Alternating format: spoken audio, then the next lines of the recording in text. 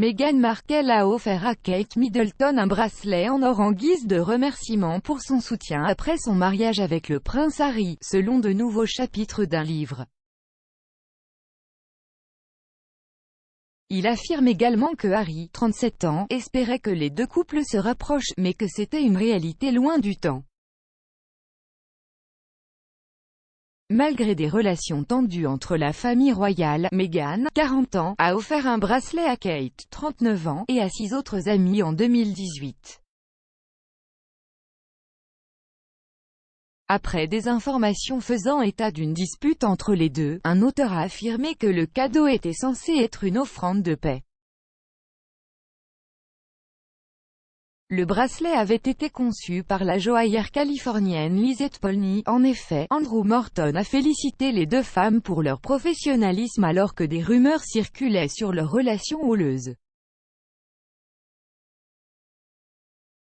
Dans sa version mise à jour de Meghan, à Hollywood Princess, M. Morton a affirmé que, malgré l'offre de paix, il y avait peu de chances pour les deux de développer une amitié.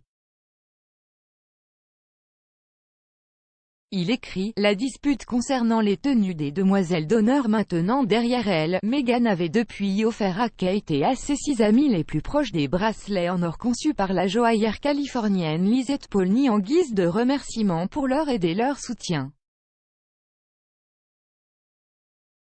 C'était une offre de paix élégante, les deux femmes étaient suffisamment professionnelles pour savoir qu'Ilen Y avait aucun gain à montrer de la dissidence ou du dédain.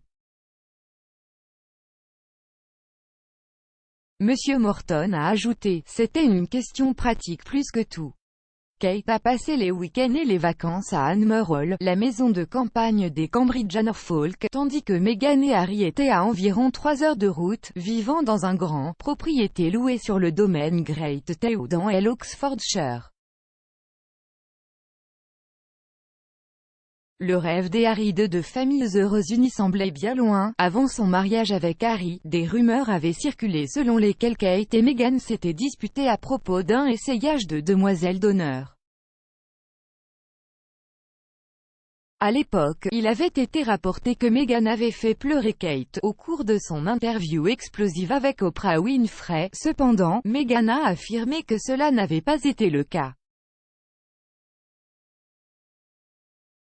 Meghan a révélé que Kate lui avait envoyé des fleurs en guise d'excuse et une note pour prendre en charge l'affaire.